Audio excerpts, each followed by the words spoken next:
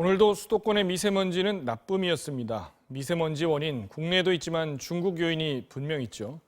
그런데 중국의 실태를 우리는 얼마나 알고 있을까요? 위험 요인에 대처하려면 현장에서 답을 찾아야겠죠. 중국 현지 취재 결과를 사흘에 걸쳐서 보여드리겠습니다.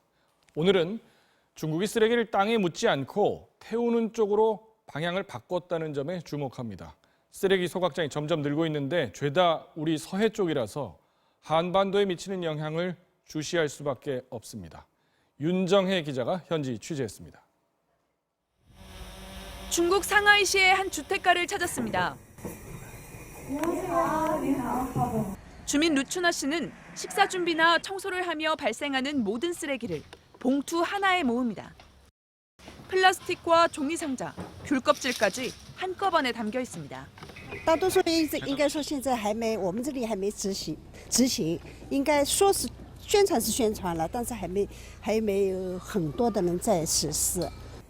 분리수거는 없고 물기가 있는 것과 없는 것만 나누도록 돼 있습니다. 종량제 봉투는 사용하지 않기 때문에 아무데나 담아서 버립니다. 한 쓰레기 수거 차량의 양해를 구해 함께 타고 가봤습니다.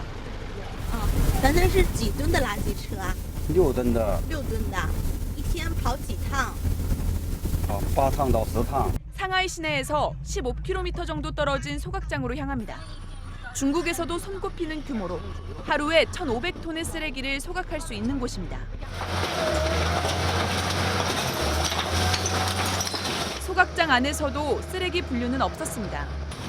쏟아지는 쓰레기 속엔 비닐부터 음식물까지 잔뜩 섞여 있고 한꺼번에 소각로 안으로 들어갑니다. 지난해 중국에서는 모두 2억 톤이 넘는 도심 쓰레기가 발생했습니다. 대도시 주변 매립할 땅은 거의 포화 상태. 상하이의 매립지도 이미 쓰레기들이 거대한 검은 산을 이루고 있을 정도입니다. 매년 급증하는 쓰레기를 묻을 땅이 부족해지자 중국 정부는 소각을 선택했습니다. 이 상하이는 오는 2020년까지 모든 쓰레기를 소각하거나 재활용해서 처리하겠다고 발표했습니다. 중국에서 가장 큰 쓰레기 매립지인 이곳 라오강 매립지에도 더 이상 묻을 곳이 없다고 판단했기 때문입니다. 문제는 이런 소각장이 배출하는 오염물질입니다.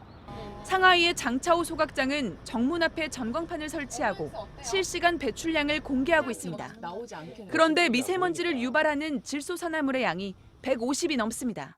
질소산화물의 경우 국내 소각시설 기준에서 한 4배 정도 높은 걸로 보입니다. 기준치가 4배가 높아요. 예. 그럼 실제 이 배출량은 어떤가요? 지금 100이 실제 넘는데요. 배출량도 한 서울시 기준으로 한 10배 정도, 8배에서 한 10배 정도 높은 걸로 보입니다.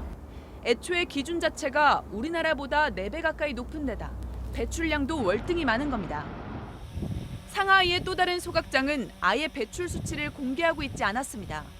중국의 환경단체에 따르면 소각장 3곳 중 1곳만 배출 수치를 공개하고 있고 그중 20%는 정부의 기준을 충족하지 못한다고 발표한 바 있습니다. 때문에 소각장 근처 주민들은 장애아 출산 등을 이유로 정부 상대 소송과 격한 시위를 계속하고 있습니다. 이 같은 논란의 소각장은 지난 2016년 기준 249개인데 매년 증가하고 있습니다.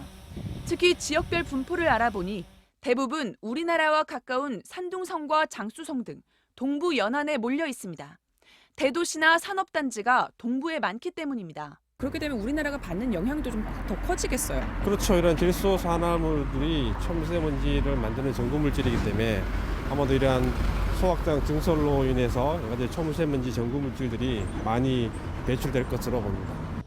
중국은 오는 2020년까지 소각장 증설과 신설을 통해 하루 소각량을 2배 이상 늘릴 예정입니다. 급증하는 중국 소각장과 소각장 주변 미세먼지 실태를 면밀히 모니터링해야 우리의 요구와 대처도 정확해질 것이라고 전문가들은 지적합니다. MBC 뉴스 윤정혜입니다.